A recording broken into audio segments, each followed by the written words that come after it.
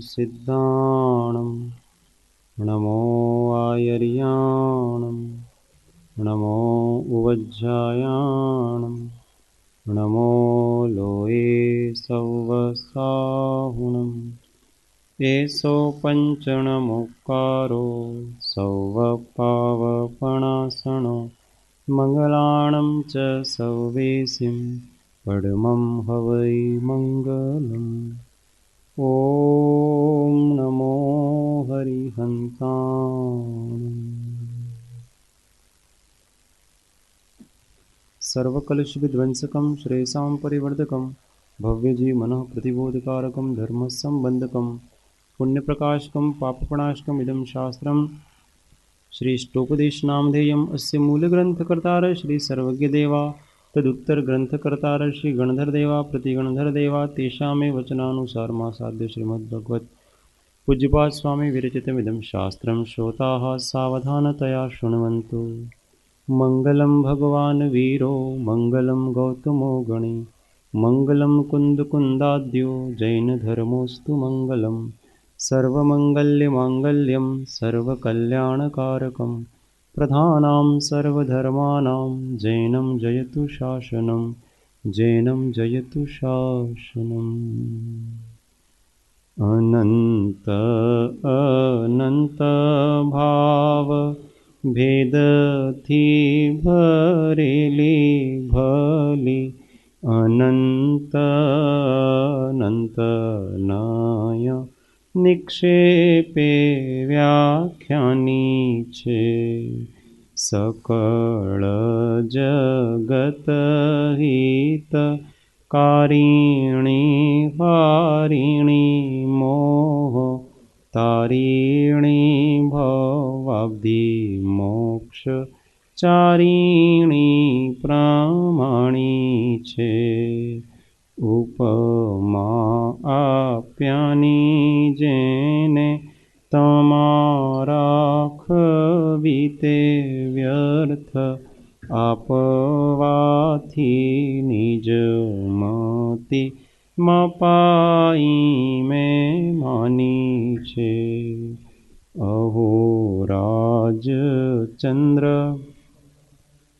ख्याल नथी पामताए जिनेश्वर तणी वाणी जाणी तेणे जाणी छे गुरुराज तणी वाणी जाणी तेणे जाणी छे।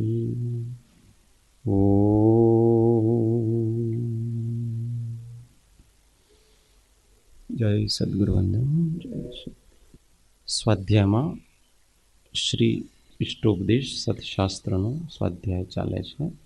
શ્રીમદ પૂજ્યપાદ સ્વામી વિરચિત। શ્લોક 1।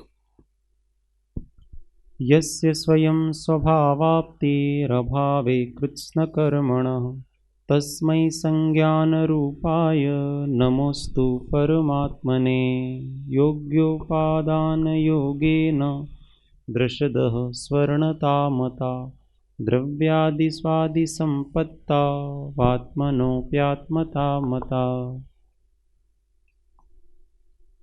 वरं व्रते पदं देवं नाव्रतेर्व्रतनारकं छाया तपस्तयो भेदः प्रतिपालयतो महान्। यत्र भावः शिवं दत्ते द्यौ कियद्दूरवर्तिने यो नयत्याशु गव्यूतिं क्रोशार्धे किं ससीदति। ऋषिकजमनातकं दीर्घकालोपलालितं नाके नाकोकसां सौख्यं नाके नाकोकसामिव। वासनामात्रमैवैतत् सुखं दुःखं च देहिनां तथा ह्युद्विज्जयन्ते ते भोगारोगा इवापदि। मोहेन संवृतं ज्ञानं स्वभावं लभते नहि मत्तः पुमान् पदार्थानां यथा मदनको द्रवे। वपुर्गृहं धनं दारा पुत्रा मित्राणि शत्रवः सर्वथान्यस्वभावानि मूढः स्वानि प्रपद्यते। दिग्देशेभ्यः खगायेत्य सवसन्ति नगे नगे स्वस्वकार्यवसाद्यान्ति देशे दिक्षु प्रगे प्रगे विराधकः कथं हन्त्रे जनाय परिकुप्यति त्रयङ्गुलं पातयन् पद्भ्यां स्वयं दण्डेन पात्यते रागद्वेषद्वयी दीर्घनेत्राकर्षणकर्मणा अज्ञानात् सुचिरं जीवः संसाराब्धो भ्रमत्यसौ विपद्भवपदावर्ते पदीके वातिबायते यावत्तावद्भवन्तन्या प्रचुरा विपदः पुर दुर्जयेन सुरक्षेण नश्वरेण धनादिना स्वस्थमन्यो जनः कोऽपि ज्वरवानिव सर्पिषा विपत्तिमात्मनो मूढ परेषामिव नेक्षते दह्यमानमृगाकीर्ण वनान्तरतरुस्थवत् आयुर्वृद्धिक्षयोत्कर्ष हेतुं कालस्य निर्गमं वाच्यतां धनिनामिष्टं जीवितात् सुतरां धनम् त्यागाय श्रेयसे वित्तमवित्तः सञ्चिनोति यः स्वशरीरं सपङ्केन स्नास्यामीति विलिम्पति आरम्भे तापकान् प्राप्त वतृप्तिप्रतिपादकान् अन्ते सुदृज्यजान् कामान् अन्ते काम सुदुस्तजान् कामान् बोलो अन्ते सुदृष्टजान्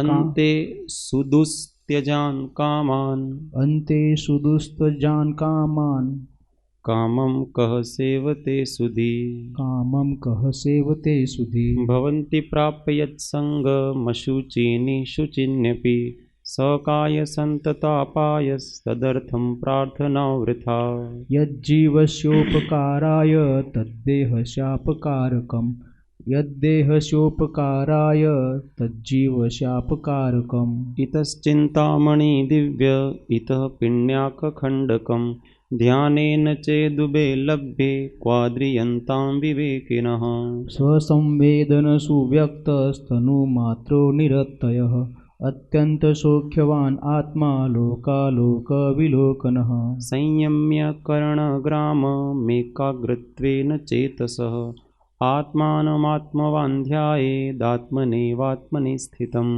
अज्ञानोपास्तिरज्ञानं ज्ञानं ज्ञानी समाश्रयः ददाति यत्तु यस्यास्ति सुप्रसिद्धमिदं वचः परिषहाद्य विज्ञानादाश्रवस्य निरोधिनी जायतेऽध्यात्मयोगेन कर्मणामाशु निर्जरा कटस्य कर्ताहमीति सम्बन्धः स्याद्वयो ध्यानं ध्येयं यदात्मेव सम्बन्धः कीदृशस्तदा स्याद्वयो फरीथी बोलो कटस्य कर्ताहमीति सम्बन्धः स्याद्वयो ध्यान पूर्व द ने बोला स्याद्वयो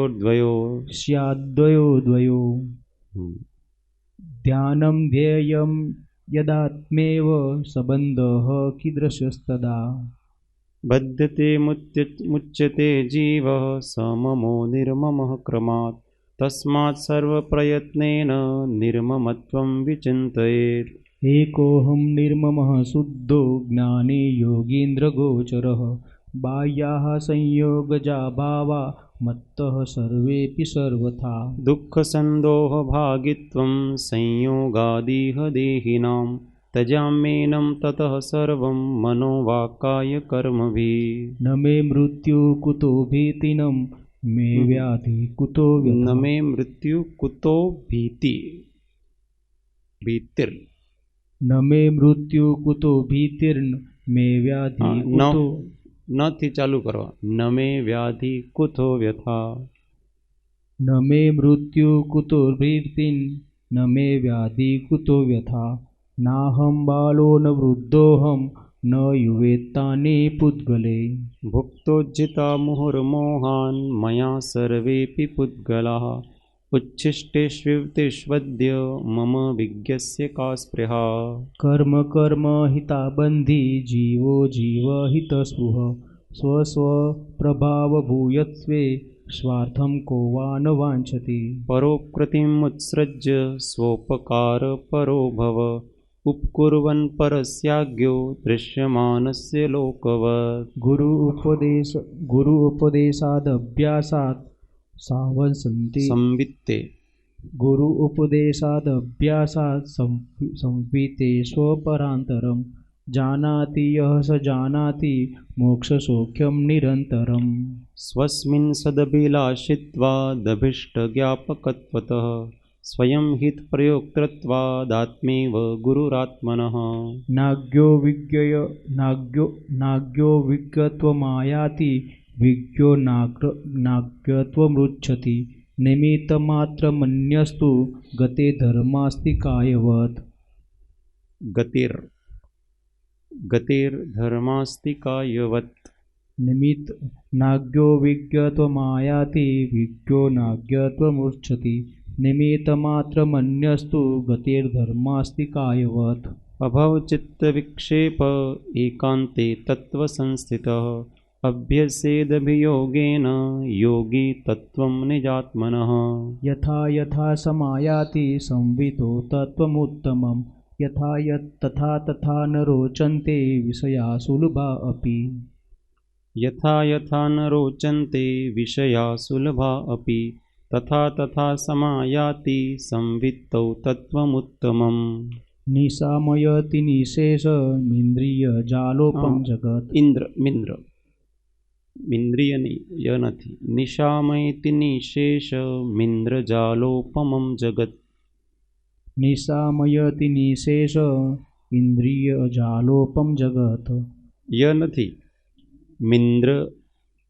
मिन्द्रजालोपमं जगत्। निशामयति निशेषमिन्द्रजालोपमं जगत्। स्पृहयत्यतामलाभाय स्पृहयत्यात्मलाभाय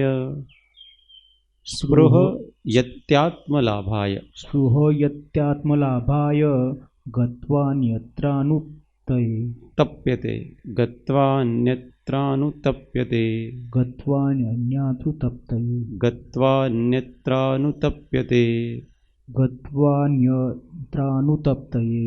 तप्ते ने तप्यते गत्वान्यत्रानुतप्यते।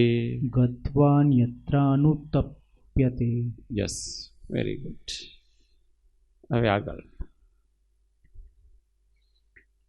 ज्ञानी के लक्षण बता रहे हैं कि ज्ञानी कैसा कैसा होता है। पहले तो उन्होंने बताया कि जो सुलभ विषय होते हैं उसमें भी उनको रुचि नहीं होती है, ये ज्ञानी का लक्षण है। दूसरा लक्षण हम क्या बता रहे हैं कि वो समस्त जगत को इंद्रजाल की तरह देखते हैं, मिथ्या देखते हैं, सर्व जगत को हेय बुद्धि से देखते हैं। और हमेशा तीसरा लक्षण क्या हुआ, हमेशा अपने स्वरूप लाभ के लिए ही प्रयत्नशील रहते हैं और किसी कारण से उपयोग बाहर चला जाता है तो वो खेद खिन्न हो जाते हैं, पश्चाताप से भर जाते हैं। ये सब ज्ञानियों के अनुभवियों के लक्षण बता रहे हैं, सब लक्षण हैं। अब आगे और लक्षण बताते हैं।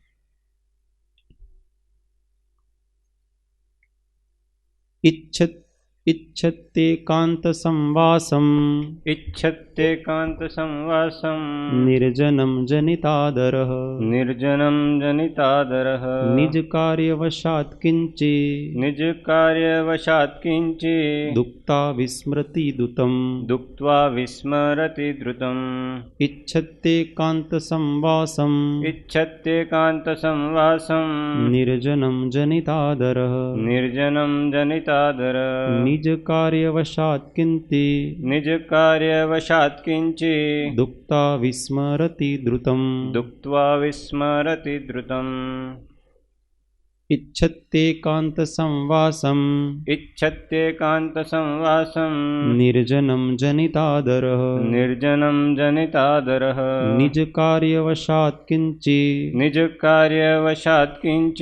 दुक्त्वा विस्मरति द्रुतम् एक एक लटी। इच्छत्येकांत संवासम निर्जनम जनितादरः। इच्छत्येकांत संवासम निर्जनम जनितादरः। निज कार्यवशात् किंचिदुक्त्वा विस्मरति द्रुतम्। निज कार्यवशात् किंचिदुक्त्वा विस्मरति द्रुतम्। હવે 3 વાર બધા સાથે। इच्छत्येकांत संवासम निर्जनम जनितादरः। निज कार्यवशात् किंचिदुक्त्वा विस्मरति द्रुतम्। इच्छत्येकांत संवासम निर्जनम जनितादरः। निज कार्यवशात् किंचिदुक्त्वा विस्मरति द्रुतम्। इच्छत्येकांत संवासम निर्जनम जनितादरः। निज कार्यवशात् किंचिदुक्त्वा विस्मरति द्रुतम्। तो अब अर्थ। निर्जनम जनितादरः, निर्जनता में जिसको आदर उत्पन्न हुआ है। किसकी बात चल रही है यहां पर? योगी, योगी की, महान ज्ञानियों की बात चल रही है। तो निर्जनता में जिनको आदर उत्पन्न हुआ है, निर्जनम जनितादर, अर्थात जिनको निर्जनता से प्रेम हो गया है। अब वो कैसे? इच्छत्येकांत संवासम, वो हमेशा एकांत वास करने की इच्छा रखते हैं। इच्छति एकांत संवासम, वो हमेशा एकांत में रहने की इच्छा करते हैं। कौन? ज्ञानी। निज कार्यवशात् किंचिदुक्त्वा विस्मरति द्रुतम्,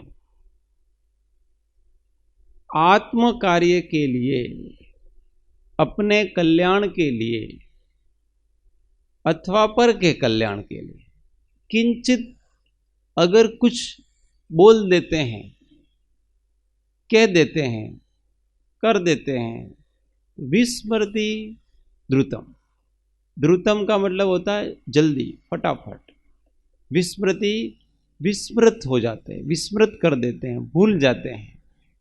कुछ भी व्यवहार करना पड़ता है अपने व्यवहार धर्म को निभाने के लिए। व्यवहार धर्म में उपदेश भी आता है, व्यवहार धर्म में आहार भी आता है, व्यवहार धर्म में सब आता है। इसके लिए थोड़ा बहुत बोलना पड़ता है, तुरंत भूल जाते हैं। ऐसे ज्ञानी होते हैं। तो जिनको निर्जनता में आदर उत्पन्न हुआ है, वो हमेशा एकांतवास पसंद करते हैं और अपने निज कार्यवश आत्म कल्याण के लिए अथवा पर कल्याण के लिए किंचित अगर बोल दिया जाता है तो उसको तुरंत ही भूल जाते हैं। ये इसका अर्थ है। निर्जनता का अर्थ, निर्जनता का अर्थ। हाँ, अब उसका विश्लेषण करेंगे कि निर्जनता किसे कहते हैं वगैरह। निर्जन, निर्जन किसे कहते हैं? हाँ, यस, जहां पर जन अर्थात जनता नहीं रहती है उसको निर्जन कहते हैं। मुख्य रूप से यहां कोलाहल से रहित, ऐसा लौकिक प्राणियों से रहित ऐसी जगह, जंगल आदि, कोई गुफा है, कोई पर्वत की चोटी है, तो वहां पर बहुत अधिक प्राणियों का आना जाना नहीं होता है, लौकिक बातें नहीं होती हैं, एकदम सहज नेचुरली प्राकृतिक जहाँ शांति होती है उसको निर्जनता कहते हैं। ये उसका शाब्दिक अर्थ है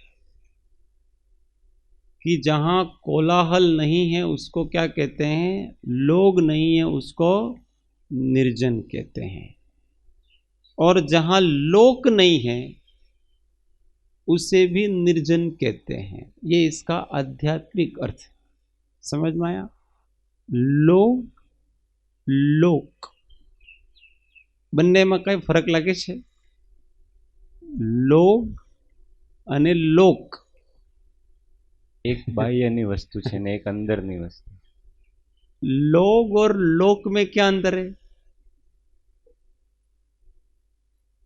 और लोक है संसार. लोक में सब आ गया.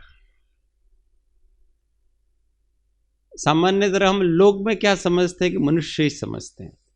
लोक का अर्थ होता है जहां पर जीवादि पदार्थ देखे जाते हैं उसको लोक कहते हैं. इधर आ जाओ. जहां पर जीवादि पदार्थ देखे जाते हैं उसको लोक कहते हैं. लोक का अर्थ अंग्रेजी में भी लुक का मतलब देखना होता है. यहाँ भी लोक का अर्थ देखे जाते हैं.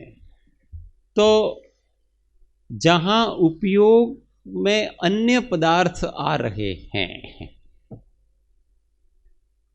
ये हो गया लोक.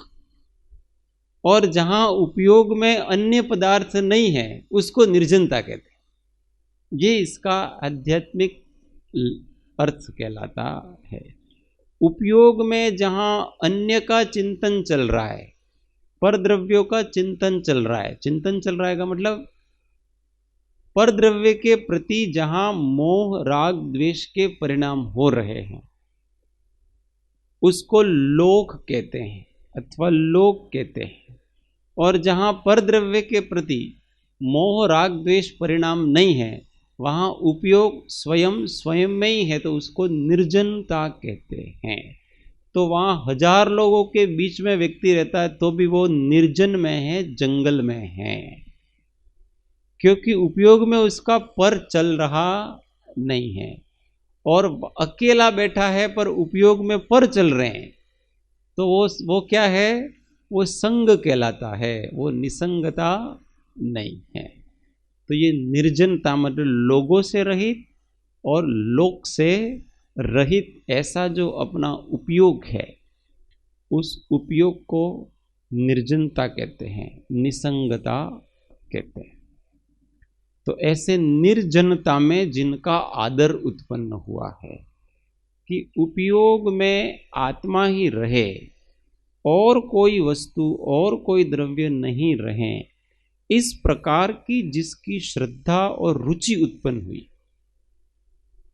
ज्ञानी की रुचि किसमें होती है? वो किसी भी पदार्थ को अन्य द्रव्य को देखना नहीं चाहता है, चिंतन करना भी चाहता नहीं है. आ जाते हैं वो बात अलग है, वृत्ति वहां चली जाती है वो बात अलग है. જેણે દ્રશ્યને અદૃશ્ય કર્યું છે અને અદૃશ્યને दृश्य કર્યું છે. ये ज्ञानी का लक्षण है. क्या किया उसने? दृश्य को अदृश्य कर दिया है, वो अदृश्य को दृश्य कर दिया है. अदृश्य अपना आत्मा है, उसको हमेशा देखते हैं. अभी कृपाणु देव की आंखें खुली है, वो किसको देखते हैं?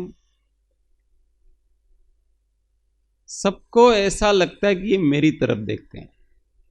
लगता कि नहीं एमने आंखों जो होती આપણને એમ લાગે કે આપણી तरफ જોવે છે. तो वो किसी की तरफ नहीं देख रहे हैं क्योंकि उन्होंने दृश्य को अदृश्य किया है. उनकी दृष्टि अपने ज्ञायक स्वरूप पर है. कोई भी पदार्थ देखने की उनकी रुचि नहीं है, इसलिए ऐसी दृष्टि है उनकी कि सबको ऐसा लगता है कि मेरी तरफ देखते हैं पर वो किसी की तरफ नहीं देख रहे हैं. बहुत बार अपने ऐसा होता है कि अपन यहाँ बैठे हैं ऐसे और हमारी दृष्टि में अगर मन में कोई और चिंतन चल रहा हो तो हमारे सामने वस्तु होती है वो हमें नहीं दिखती है, पर सामने वाला ऐसा समझता है कि देखो ये कब से मेरे सामने ही देख रहा है, पर वो वास्तव में वो तो दिख ही नहीं रहा है उसको, वो उसका उपयोग कहीं और चल रहा है. ये तो केवल आंख खुली है उनकी, और आंख को किसी एक दिशा में तो रखना ही पड़ेगा ना. खुली आंख से भी ध्यान होता है और बंद आंख से भी ध्यान होता है. प्रारंभ में बंद आंख से ध्यान होता है, पर ध्यान सिद्ध हो जाता है तो फिर आंख खुली होती है तो भी ध्यान होता है. खुली आंख में भी दृश्य दिखते नहीं, ऐसे ये खुली आंख से कर रहे। जितने जिन्होंने योग को सिद्ध कर लिया है, निष्पन्न योगी हो गए हैं, उन सब की आंखें खुली रहती हैं, किसी की भी बंद आंखें रहती नहीं है। जो अभी अभ्यास कर रहा है उसको आंखें बंद करने की जरूरत पड़ती है, क्योंकि ज्ञेय के प्रति उनका उपयोग चला जाता है। ये लोग दिखते हैं, उसको कुछ और क्रिया कर रहा है, वो कुछ और क्रिया कर रहा है, तो हम क्या है उससे डिस्टर्ब हो जाते हैं।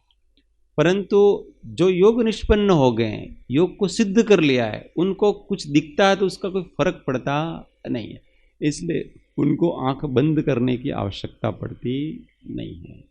आधी खुली आधी बंद। तो ऐसे उपयोग को जिन्हें अंदर में ही लगाने का अभ्यास है, रुचि है, ऐसा व्यक्ति हमेशा एकांत की इच्छा करता है। इच्छत्य एकांत संवासम, अपने में ही, एकांत का अर्थ अपने में ही रहने की इच्छा करता है। लोग बहुत कोई पसंद आते नहीं हैं, और लोगों के, और वो जहाँ रहता है वहाँ लोग आ भी गए तो भी उसको कोई लेना देना नहीं है। आप आओ बैठो भाई, मैं जंगल में आया हूँ, इसका अर्थ ये नहीं कि जंगल में कोई और नहीं आना चाहिए। आपका भी जंगल है, आप भी आओ बैठो, हम किसी को मना नहीं करेंगे। बहुत बार ऐसा दूसरी अति हो जाती है कि व्यक्ति लोगों से भागने लगता है, और कोई उनके पास आ गए तो उसको चिढ़ आती है कि आप लोग यहाँ क्यों आ गए, मैंने बार बार मना किया था, मेरे पास मत आया करो, मुझे डिस्टर्ब होता है, मुझे ये होता है, आप लोग यहाँ से चले जाओ। तो योगी ऐसा भी नहीं करता। भाई हम, आप लोग आए हैं तो आओ, पर हमारे पास आपके लिए समय नहीं है, आप यहाँ बैठो, कोई दिक्कत नहीं है, हजारों बैठे हैं, तुम भी बैठो, हमारे पास तो पशु पक्षी भी बैठे हैं, तो आप भी बैठो, इसमें क्या दिक्कत है। पर आप ऐसी इच्छा लेकर के आए हो कि आप हमको कुछ उपदेश देंगे, हमारे से कुछ बात करेंगे, तो वो हम नहीं करेंगे, बाकी ये जगह मेरी थोड़ी है। और जब उनको ऐसा लगेगा कि वहां आकर के वो अपनी देश कथा कर रहे हैं, राज कथा कर रहे हैं, आपस में बातें कर रहे हैं, तो वो धीमे से उठ के दूसरी जगह चले जाएंगे। उनको नहीं कहेंगे कि आप यहां से चले जाओ, वो अपनी जगह बदल देंगे। ये योगियों का ऐसा होता है कि वो कभी भी दूसरों को कुछ नहीं कहते हैं। अपने कारण से हम अंतराय, डिस्टर्ब हम अपने कारण से हो रहे हैं, तो हम ही अपना मार्ग बदल लेना, दूसरों को क्यों कहें अपन। दूसरे के ऊपर हमारा कोई अधिकार चलता नहीं है, हमें हमारा अधिकार हमारे ऊपर चलता है। अब ठीक। और जब योगी महाव्रतधारी वगैरह होते हैं, उनके तो ये अचौर्य व्रत होता है। अचौर्य व्रत की ऐसी भावना होती है कि पर उपरोधाकरण, दूसरों को निकाल करके वहां स्वयं नहीं बैठना, ये इसकी भावना होती है कि कोई किसी की जगह है। जैसे गुफा में कुत्ता बिल्ली शेर वगैरह बैठा हुआ है, और किसी को गुफा में बैठ करके साधना करनी है, तो उसको वो निकालेगा नहीं, वो दूसरी जगह चला जाएगा, क्योंकि अपना अधिकार नहीं मानता है। अगर आपने उसको निकाल दिया तो वहां आप अपना अधिकार मानते हो उसके ऊपर, गुफा के ऊपर, तो आपने तो गुफा को घर बना लिया, और 24 प्रकार के परिग्रहों में आपने घर का त्याग कर दिया है। जब आपने घर का त्याग कर दिया तो फिर कोई भी जगह आपकी कैसे हो सकती है, तो चोरी का दोष लगता है उसको। इसलिए वो कुछ नहीं कहते हैं, जहां भी जो इसको आना हो, जाना हो जाओ, हम हमारा काम करते रहेंगे। हम एक बार आचार्य विद्यासागर जी के दर्शन करने, तो हम थोड़ी देर तो उनके साथ बैठे, 15-20 मिनट चर्चा करी, फिर उनके सामायिक का समय हो गया, तो वो सामायिक उन्होंने आंख बंद कर ली। हमें ऐसा नहीं कहा कि आप उठ के चले जाओ, उन्होंने इतना ही कहा कि हमारा सामायिक का समय हो गया, बस अब आपको यहाँ बैठना हो तो बैठो, नहीं बैठना हो तो उठ करके चले जाओ। हम भी बैठे रहे वहां पर। तो ये एक दशा होती है। वास्तव में वो अपने स्वरूप में ही रहना चाहते और उनको पर को अपने से दूर करने की बहुत अधिक व्यग्रता नहीं होती है, व्याकुलता नहीं होती है, नहीं तो फिर वो दूसरी अति पे चला जाएगा। इसलिए वो जहां है वो ठीक है, वो एकांत में रहेंगे। पर एकांत में रहते हुए भी कोई आ गए तो वो उसको उपाधि समझ करके सहन करेंगे कि ये आए पड़े सो सेना जी, आ गए तो करो। कृपाणु देव जंगलों में नहीं जाते थे तो ये लल्लू जी महाराज ने वो उनके मना करने पर भी आ जाते थे वहां पर। और तो वो बैठे रहते थे, वो तो बोलते ही नहीं थे, आ गए तो आ गए, हम कुछ नहीं कर सकते आपके लिए, बैठे रहते ऐसे। फिर उनकी साधना वगैरह पूरी होती वगैरह, फिर थोड़ा कुछ करुणा बुद्धि जागती तो थोड़ा बहुत दे देते। वो भी नीचे की भूमिका में आते, तब ऊपर की भूमिका में वो कुछ करते नहीं। तो ये योगी के लक्षण होते, इच्छते एकांत संवासम। इसलिए साधक के द्वार हमेशा खुले रहते हैं, अपनी कुटीर के द्वार हमेशा खुले रखना चाहिए। ये अपनी बात है, अपने को भी योगी बनना है कि नहीं बनना है। कोई कहे कि भाई हम आपके वहां आए तो वेलकम, जब तक रहना तब तक रहो। हम हैं तब भी कर कोई कहेगा हम आपके वहां आए तो आओ, नो प्रॉब्लम, हमें कोई दिक्कत नहीं है। आपको रहना है, ये आपकी कुटीर है, आप यहाँ ध्यान करना है, साधना करना है, जो करना है कर सकते हो। वापस जाना वापस भी जा सकते हो, आपको जैसा अच्छा लगे वैसा करो। ये भी एक प्रकार की साधना है। नहीं तो हम क्या समझते हैं, हमारी जो कुटीर वगैरह हो गई है बस वो केवल हमारी। तो ठीक है कि व्यवहार से आपने पैसे दिए हैं, ये बनाया है, ये किया है, वो किया है, तो एक तो पैसे दे करके बनाया, मेहनत करी, और मेहनत करने के बाद, खर्चा करने के बाद उसका फल क्या मिला अपने को? ममत्व बढ़ाया, ये उसका फल मिला। ये लोगों को ऐसा ही फल मिलता है, संसारी लोगों। एक तो वो बहुत मेहनत करके पैसा कमा करके घर गृहस्थी वगैरह बसाते हैं, और फिर अच्छा बस जाता है तो उसमें ममत्व और दृढ़ होता है कि भाई देखो मैंने पैसा दिया है, इसको बराबर ध्यान रखना, ये करना वो करना। तो ये सब व्यवहारिक वस्तु में ठीक है, परंतु अगर हमें अपने साधकपने को निखारना है तो कहीं भी हमें अपनापन नहीं करना। ये मेरी वस्तु है इसलिए मेरे ही उपयोग में आएगी, ऐसा नहीं है। ये तो किसी कारण से मेरा ऐसा उदय था कि मैंने बनवा दिया, उस समय ऐसे भाव जागे, मेरे पास ऐसा द्रव्य भी था और थोड़ा कुछ सोच करके मैंने बना दिया, पर उसमें ममत्व करना, मेरापना करना, ये तो मूढ़ता का लक्षण है। तो अब ये दूसरों के काम आए तो अच्छा है, मेरे भी काम आएगी और दूसरे के भी काम आएगी, इसमें क्या दिक्कत? कठिन है, बहुत कठिन होता। कोई अपने घर में मेहमान आ जाते हैं, वो भी हमको 2-3 दिन बाद तो अखरने लगते हैं कि ये व्यक्ति कब जाए।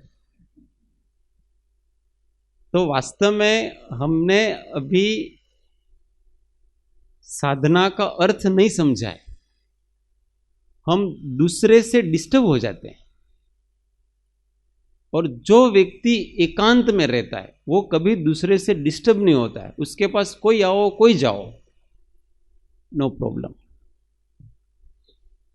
इसलिए जो बड़े लोग होते हैं ना, बड़े लोग, वो कभी अकेले नहीं रहते,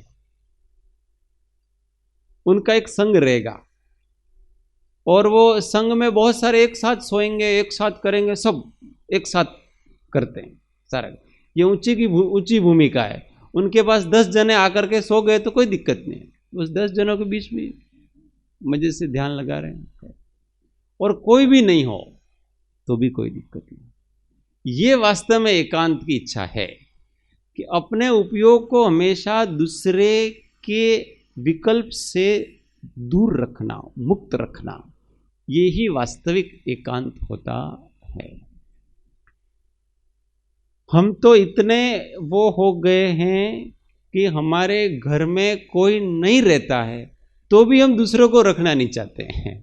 हम रहते हों तो डिस्टर्ब हो जाए वो तो कोई दिक्कत नहीं है, परंतु जब हम नहीं रहते तो भी हम दूसरों को, ना भाई मारे घर में जरा खराब थी जाए मारू घर, तो आप वहां बैठे बैठे अपने घर पे बैठे बैठे यहां ममत्व बढ़ा रहे हो। समझ में नहीं आ रहा है, पारमार्थिक साधकपना अभी प्रकट नहीं हुआ है व्यक्ति का। वो ऐसा समझता है कि देखो मैं कोबा में कुटीर बना करके रह रहा हूँ और मैं भक्ति में जा रहा हूँ, स्वाध्याय में जा रहा हूँ, तो मैं साधना कर रहा हूँ, परंतु अभी उसके परद्रव्यों के प्रति ममत्व भाव तो हटा ही नहीं है, घटा भी नहीं है। जब परद्रव्य में ममत्व भाव हटाने की और घटाने की बात आती है उस समय तो वो फेल हो जाता है।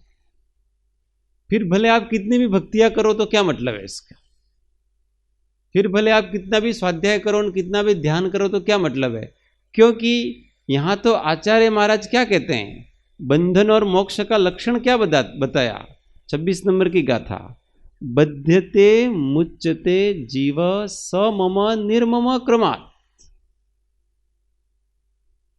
जीव बंधन और मुक्त कैसे होता है कि ममत्व से बंधन में पड़ता है और निर्ममत्व से मुक्त होता है। ये मुक्त होने की चाबी बताई, इसलिए निर्ममत्व का चिंतन करना चाहिए। और हम दूसरा सब करेंगे, पर जहां ममत्व छोड़ने की बात आ जाएगी उस समय ममत्व नहीं छोड़ेंगे तो हम मोक्ष के मार्ग पे चल रहे हैं, हम कैसे कह सकते हैं हम मोक्ष के मार्ग पे नहीं चल रहे हैं। हम मोक्ष के मार्ग का दिखावा करते हैं, मात्र दिखावा है और कुछ होता नहीं है। जिसका साधकपना प्रकट हुआ है वो तो अपनी जगह पे आकर के कोई दूसरा बैठ गया, उसको कोई प्रॉब्लम नहीं, वो दूसरी जगह बैठ जाए। अपने पलंग पे आकर के कोई सो गया, कोई बात नहीं, मैं नीचे सो जाऊंगा। ये कठिन है कि नहीं? ये कितना कठिन है। बहुत से ऐसे परीक्षा करने के लिए आते हैं, परीक्षा साधकों की और साधुओं को ही होती है और किसी की नहीं होती है। कोई ऐसा परीक्षा करने के लिए आएगा, आपके वहाँ आएगा, मैं आपको आना है, मैं आपके घर पे आता हूँ, फिर वो सब अपनी अपनी वस्तुओं का उपयोग करने लगेगा, तो उसको चिढ़ आती है, यार ये सब मेरी वस्तुओं का उपयोग कर, वो वास्तव में आपकी परीक्षा करने के लिए है कि इसको कैसे होता है। तो हमारे अंदर, अब हम लोक लाज से उसको कह तो नहीं पाते कुछ, तो हमारे अंदर कितना कैसे कैसे देखो आ गया न, अपनी वस्तु को उपयोग करता है न, उसके पास वस्तुएं नहीं, क्या न, मेरे घर पे ही क्यों आया न, संस्था में बहुत सारे खाली कमरे पड़े वहाँ चले जाते हैं, फिर हम उसको फ़ोन करेंगे उधर कि भाई इनको कोई एक रूम दे देना, भाई ये 2 दिन से मुझे परेशान कर रहा है। तो ये आपको परेशान नहीं कर रहा है, आपकी परीक्षा ले रहा है, और हम उस परीक्षा में फेल हो जाते हैं। कभी कभी समझना, ऐसी परीक्षाएं अपने जीवन में होगी, उस समय हमारा ममत्व भाव कैसा है वो समझने की बात है। देखो, ज्ञान की बातें कर लेना अलग बात है, निर्मोही पने की बात सुन लेना अलग बात है, परंतु जब ममत्व छोड़ना होता है ना, परिवार को छोड़ना होता है, पैसे को छोड़ना होता है, घर को छोड़ना होता है, इन सब जब बात आती है ना, उस समय हमारी परीक्षा होती है। उस समय समझना कि हमने महापुरुषों की वाणी को कितना पचाया है। तो ये एकांत की बात चल रही है। फिर कहते हैं कि निज कार्य वशात किंचित उक्त्वा, अपने आत्म कल्याण के लिए अथवा अपना निजी कोई चर्या निभाने के लिए, अपनी चर्या निभाने के लिए, कभी आहार के लिए जाना पड़ता है। कोई श्रावक आ गए तो कहे कि महाराज थोड़ा उपदेश दीजिए, तो महाराज कोई गहन ध्यान में नहीं हो तो थोड़ा उपदेश भी देते हैं। उस समय वो बोलते हैं, कुछ सामने कुछ प्रश्न करता है, उस प्रश्न का जवाब भी देते हैं, परंतु बस जवाब दे करके छुट्टी, और वो व्यक्ति चला जाता है। इसके बाद उसको याद नहीं रखते हैं कि भाई उनके साथ हमारी ये चर्चा हुई थी, अथवा उस व्यक्ति से ये अपेक्षा भी नहीं करते हैं कि आपने हमको प्रश्न पूछा था, फिर आपने उसका कुछ अप्लाई किया कि नहीं किया, कि ये भी कुछ किसी पचड़े में नहीं पड़ते हैं। आपने जितना पूछा था हमने उतना जवाब आपको दे दिया, अब आपको जो करना है सो करो। आप बार बार पूछोगे तो हमारी शक्ति होगी तो हम बार बार जवाब देंगे। ऐसे बार बार पूछे जाने पर भी जो वास्तविक वक्ता होते हैं वो कभी भी रोषयुक्त नहीं होते हैं, गुस्से नहीं होते हैं। 1000 प्रश्न कर लो, एक प्रश्न 100 बार करो उनको, तो भी पहली बार जिस अंदाज से उत्तर दिया था, जिस शांति से पहली बार उत्तर दिया था ना, उसी शांति से वो 100वीं बार भी उत्तर देंगे। ये होते वक्ता। ऐसा नहीं क्या बार बार पूछ रहे हो, पता नहीं पड़ता है, 10 बार बता दिया है, मूर्ख हो, ऐसा हो वैसा हो, ऐसा नहीं। वो हमेशा नाविन्यता में जीते हैं, वो हमेशा वर्तमान में जीते हैं कि 10 मिनट पहले उसने मेरे से क्या प्रश्न किया था, क्या था, वो 10 मिनट पहले का उदय था और मैंने अपने उदयानुसार उसको जवाब दिया, क्योंकि मेरा कर्तव्य था जवाब देना। अब 10 मिनट बाद फिर से उसको वैसा ही उदय आया है प्रश्न पूछने का, अब मुझे भी उसको वैसा ही उत्तर देना है। अब हो सकता है 1 घंटे बाद फिर वैसा उदय आए उसको, फिर वैसा ही जवाब देंगे, छुट्टी। बहुत बार लोग होते हैं वो केवल पूछने के लिए पूछते हैं, पूछने के लिए पूछते हैं। तो जब ऐसा पता चल जाता है कि इसको कुछ प्रयोजन है नहीं, केवल टाइम पास करने के लिए पूछता है, तो फिर वो कदाचित कभी मौन भी हो जाते हैं। परंतु उसको ऐसा लगता है कि ये सामने वाला व्यक्ति समझ नहीं पा रहा है, समझ नहीं पा रहा, इसलिए वो बेचारा बार बार एक बात को पूछ रहा है, तो वो बार बार उसको समझाएंगे, उसी तरह से समझाएंगे। वो कभी क्षुभित नहीं होते हैं, स्कूल में टीचर की तरह क्रोध नहीं करते हैं। गुरु और शिक्षक में मौलिक अंतर यही होता है कि शिक्षक है वो शिष्य के सापेक्ष पढ़ाता है और गुरु है वो अपने सापेक्ष पढ़ाता है। शिक्षक के मन में ऐसा रहता है कि मैं सामने वाले को सिखा दूं, और गुरु के अंदर ऐसा रहता है कि मेरी वाणी से सामने वाले का समाधान हो जाए तो ठीक है, नहीं हुआ तो भी ठीक है, मुझे कोई दिक्कत नहीं। सामने वाले के सुधरने की अपेक्षा गुरु में नहीं होती है, इसीलिए गुरु तथारूप परिणाम नहीं मिलता है तो वो आकुल व्याकुल नहीं होते हैं, और शिक्षक आकुल व्याकुल हो जाता है। रिजल्ट नहीं रहा तो बाकी सब सब्जेक्ट का रिजल्ट अच्छा रहा और उसके सब्जेक्ट का रिजल्ट अच्छा नहीं रहा, तो वो सब बच्चों को फिर घेर कर, देखो मैंने कितनी बार पढ़ाया था, मूर्ख हो, एक्स्ट्रा क्लास भी ली थी मैंने, ये था वो था, ऐसा करके वो गुस्सा करता है। किसके ऊपर गुस्सा करता है? बच्चों के ऊपर गुस्सा करता है। गुरु ऐसा करते नहीं है, गुरु तो केवल अपना कर्तव्य निभाते हैं, इसलिए गुरु गुरु हैं। गुरु का अर्थ क्या होता है? गुरु का शाब्दिक अर्थ क्या होता है? गुरु का मतलब भारी। गुरु का मतलब बड़ा होता है ना, महान करो, भारी कहो, बड़ा कहो, अपने कहते ये गुरु जी हैं, मतलब बड़े हैं अपने से, तो उनका व्यक्तित्व होता है ना वो भारी होता है। भारी व्यक्तित्व किसे कहते हैं? जो हमेशा एक जैसे शांत रहते हैं, जिनके अंदर आकुलता व्याकुलता अधिक नहीं होती, जो ठहरेल होते हैं, वो गुरु होते हैं। बात बात में आकुल व्याकुल हो जाते हैं, ये गुरु के लक्षण होते हैं। ठहरेल व्यक्तित्व हाथी के जैसे होते हैं, हाथी के जैसे। हाथी है वो मदमस्त होकर के धीर गंभीर चाल से चलता है, उसके पीछे कुत्ते भौंकते हैं, ये दौड़ता है, वो उसको कोई लेना देना नहीं है। ऐसे गुरु का व्यक्ति एकदम ठहरा हुआ होता है।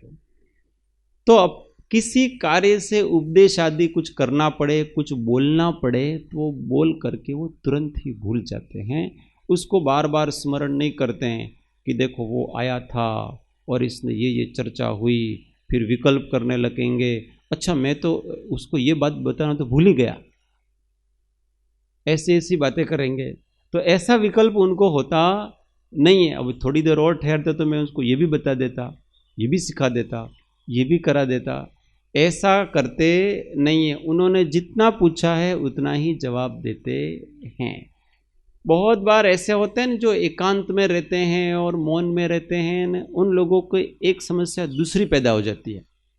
जो तथारूप मौन नहीं हो, एकांत नहीं हो, गंभीरता नहीं हो, तो नहीं बोलेंगे तो बिल्कुल नहीं बोलेंगे, और जब बोलना चालू कर दिया तो फिर रुकेंगे नहीं, नॉन स्टॉप बोलते जाएंगे 1-2 घंटे तक।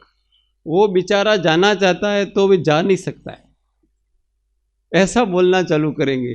क्यों? क्योंकि वो अंदर की बोलने की वासना तो गई नहीं है, वो तो अंदर पड़ी हुई बोलने की। इसलिए कोई शिकार मिल गया उनको अपना, तो उसके आगे सारा का सारा अपना कई दिनों से उनकी जो इकट्ठा हो रहा था ना, वो सब उसके आगे निकालेंगे और 2-4 घंटे एक साथ बोलेंगे। बहुत ऐसे कहते हैं मुझे, हमें आप भाई साथे जिए ने तो हमारा तो आखी रात सत्संग था है। वो आखिर फिर वो मौन रहे, फिर वो चले जाते, फिर 8 दिन बाद आते हैं, फिर नहीं आते, आखिर रात सत्संग जाता है। तो उन्होंने अभी एकांत को बराबर पचाया नहीं। जो एकदम शांत एकांत में रहता है, मौन रहता है, उसको तो 10 मिनट भी बोलना पड़ता है ना, बहुत कष्ट होता है। तो वो तो आपको सारी रात बोलता है, इसका मतलब उसके अंदर बोलने की बहुत सी इच्छाएं पड़ी हुई है। एकांत में संकल्प विकल्प बहुत हो रहे हैं उसके और जब ऐसा मौका मिलता है तो वो सब चीजें उसके निकलती है। जबकि सच्चे में आपने एकांत का सेवन किया है तो फिर समूह में भी आपकी वृत्ति कम हो जाएगी। एक दिन का अपन मौन पालन करते हैं, एक दिन का, उसमें भी हमको दूसरे दिन, आज भी मुझे पूरे दिन मौन रहने की इच्छा हुई कि आज भी नहीं बोलना, इसलिए कोई अनावश्यक बात वगैरह कुछ नहीं, काम से काम करेंगे। तो जो जिसमें स्थिर है ना, वो वही करना चाहता है। और हम एक दिन मौन रहेंगे ना, फिर दूसरे दिन कब, शाम को 6 कब बजे, 6 बजने का वेट करते हैं। यहाँ तो 5:45 बजे ही चालू हो गया महिला भवन में। फिर मैंने बाको कहा, भाई बोलवानू, उस समय 5:45 बजे थे, तो वो घड़ी के सामने देखते हैं, कहा 6 क्यारे वागे ने આપણે ક્યારે મોઢો ખોલાય, ઘોડાને પેલા બાંધી રાખ્યો હોય ને એવા પ્રકારથી। तो मौन अपने आप को शांत बनाने के लिए, मौन के बाद बोलना जरूरी नहीं है। आप उस भाव में जितना अधिक रह सकते हैं उतना अधिक रहने का प्रयत्न करो, जितना रह सकते हैं उतना, क्योंकि उससे एकांत से लाभ है, केवल लाभ ही लाभ है। नुकसान तो मौन से किसी को कभी होता नहीं है। बोलने में अपनी बहुत ऊर्जा खर्च होती है, और मौन रहने में आप कुछ नहीं करो ने तो भी सहज एक विशिष्ट प्रकार का आनंद रहता है, क्योंकि हमारे अंदर अधिक आकुल व्याकुलता क्लेश है, वो अपनी शक्ति कम पड़ जाने के कारण होता है, और मौन रहने से अपनी शक्ति बची रहती है, और इससे हमको सहज आनंद रहता है, ठीक लगता है, अंदर से अपने को भरा भरा सा लगता है, यार कुछ शक्ति आ रही है मेरे अंदर, ठीक, भले कुछ विचार कुछ और चल रहे हो, कुछ और अंदर कुछ और है, पर शब्द वर्गणा नहीं निकल रही है, उससे भी बहुत लाभ अपने को होता है। इसलिए मौन का जितना अधिक अभ्यास कर सकें उतना अधिक अभ्यास करना चाहिए। इच्छा होगी, बहुत बार ऐसा होता है अपने को कि ये बोल दूं, परंतु जब हम बाद में देखते हैं ना कि अपन नहीं बोलते हैं तो उसके बिना चल जाता है। हमको ये नहीं, हमको लगता है कि हम इस समय अगर ये बात नहीं बोलेंगे तो फिर ये रह जाएगी अथवा ये काम नहीं होगा, तो वास्तव में ऐसा नहीं है। उस समय में नहीं बोलेंगे तो उस काम को होना होगा तो वो तो होगा ही होगा, उसमें कुछ बिगड़ेगा ऐसा कुछ नहीं है। बस अपने को अपने बोलने की जो वासना पड़ी है अंदर, उसको ही धीमे धीमे धीमे धीमे धीमे धीमे दबाना है। इसलिए योगी लोगों की अंदर वासना नहीं पड़ी है, वो तो केवल पर के कल्याण के लिए थोड़ा बहुत उपदेश दे देते, और कितना, जितना उन्होंने पूछा है, अथवा नहीं पूछा है तो आगे होके पूछेंगे कि भाई आपके पास कितना समय है। वो कहें हमारे पास आधा घंटा है, फिर वो बोलना चालू करेंगे, आधा घंटा हो गया बस। ये भी बड़ी साधना है कि जब हम बोलते जाते हैं उस समय अचानक समय पूरा हो गया और बोलने के विकल्प खूब आ रहे हैं, विषय भी बड़ा रोचक चल रहा है, और उस समय अपने को अचानक बंद कर देना, टाइम इज ओवर। ये भी एक प्रकार का सद्गुण है। अब आपने जितने भी बोलने के विकल्प थे उस सब को उपशमित कर दिया। तो निज कार्यवशात किंचित उक्त्वा विस्मृति द्रुतम, अपने काम से, निज कार्य से अथवा किसी पर कल्याण से कुछ भी बोलने का हो तो उसको एकदम शीघ्र ही भूल जाते हैं। चलो, इस संबंध में कोई प्रश्न? नहीं तो अपने आगे पढ़ते हैं।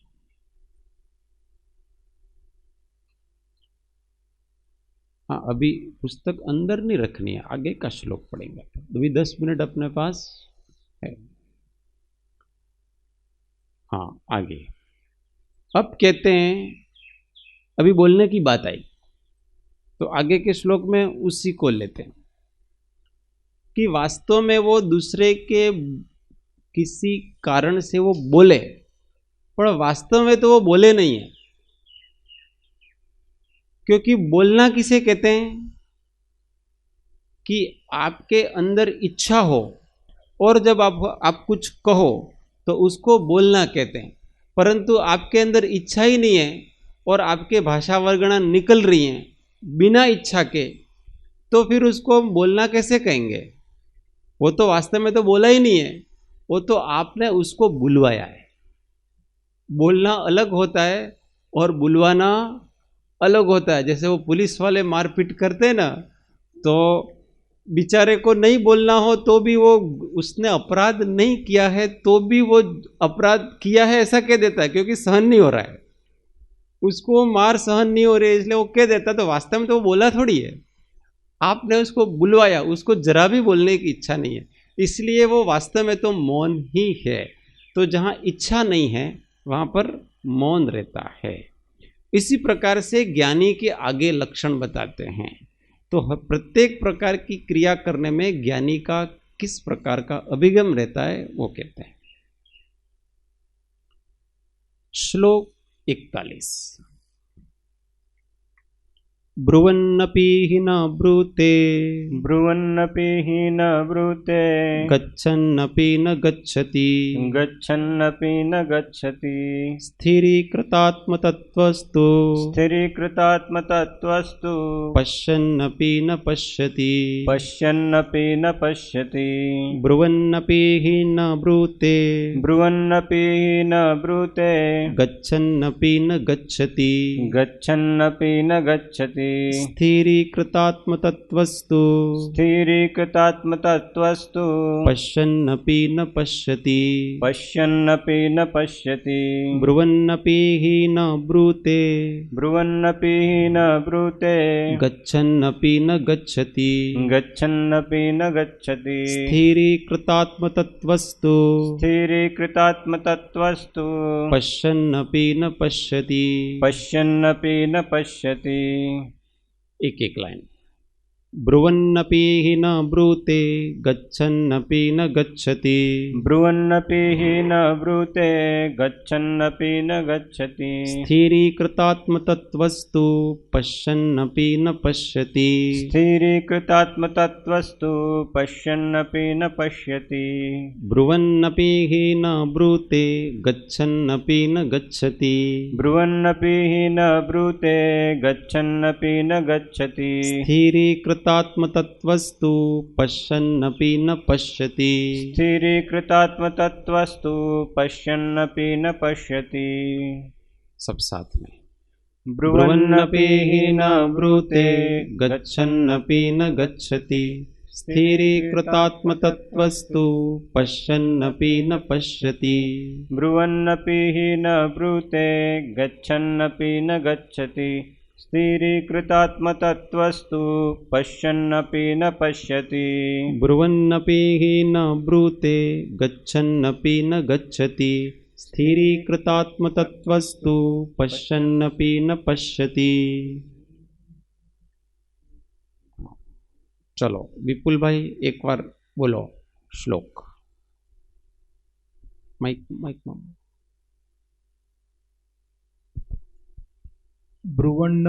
ब्रुवन्नपि हि न ब्रूते गच्छन्नपि न गच्छति स्थिरीकृतात्मतत्त्वस्तु पश्यन्नपि न पश्यति। Very good.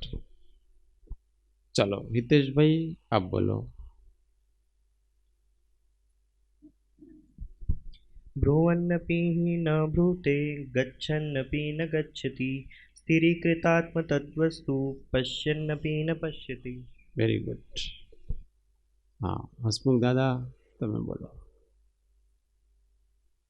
सरल है ना? ब्रुवन्नपि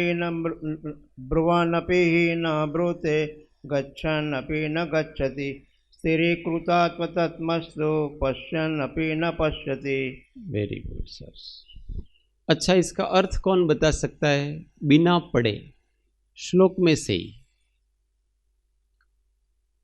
वगर वाचे अर्थ बतावવાનો છે इतना सरल। पूर्णिमा बेन हाँ माइक में बोलो माइक में।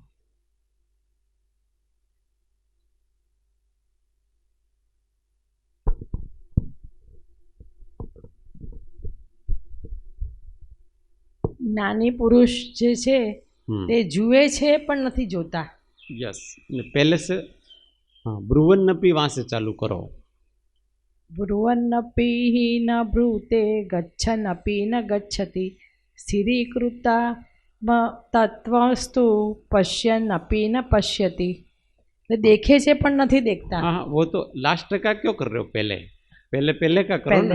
हाँ ब्रुवन्नपि हि न ब्रूते उसका क्या अर्थ हुआ એટલે જુએ છે પણ નથી જોતા।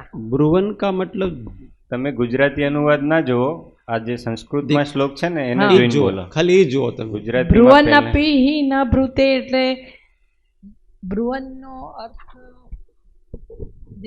देखे જોવું ને बोलना બોલના। हाँ જે બોલે છે પણ બોલતા નથી। यस ગચ્છન્નપि ન ગચ્છતિ જે જાય છે પણ જતા નથી। ગચ્છ એટલે જવું ટુ ગો બરાબર વેરી ગુડ। ચાલે એટલે ચાલવું ગચ્છતિ ચાલવું ચાલો ચાલે છે પણ ચાલતા નથી। નથી સ્થિરીકૃતાત્મતત્ત્વस्तु એટલે સ્થિર રહે છે છતાં સ્થિર નથી રહેતા। એવું ના એવું નથી સ્થિરીકૃતા તત્વ સ્થિત અડોલ છે। હા સ્થિરીકૃતાત્મતત્ત્વस्तु જે તત્વમાં એટલે સ્વરૂપમાં સ્થિર છે, સ્થિર છે, તત્વમાં અડોલ છે, સ્થિર છે. એવા ये कर्ता पुरुष है, उसके ये सारे 3 लक्षण बताए हैं. અને જુએ છે પણ નથી જોતા. પશ્યતી એટલે જુએ पश्यन् છે. अपि न पश्यति, देखते हुए भी ભાઈ નહીં દેખતે. नहीं देखता है. वेरी गुड, सरल अर्थ છે. ચલો આગળ નેક્સ્ટ એનો બસ. થોડો આપણે અભ્યાસ કરીને આવો તો એ અર્થને એવો કરી શકીએ, અથવા સંસ્કૃતથી સીધું અર્થ કરીએ એટલું આપણને આવડી જવું જોઈએ, એટલો અભ્યાસ આપણે કરી લેવો કે પેલો ગુજરાતી જોવું પડે નહીં. જાવાણી કે જ્ઞાન સે સુજેલો કાલો, સોવાણી મસ્તક નમો સદા દેત હું ધો. हे जिनवाणी भारती तो हे जपो दिन रेन, जो तेरा शरणा लगे सो पावे सुख चैन. देव भजो अरिहंत को गुरु सेवो निर्ग्रंथ, दया धर्म पालो सदा यही मोक्ष का पंथ. 9 नमस्कार महामंत्र. आत्म अनुसंधान.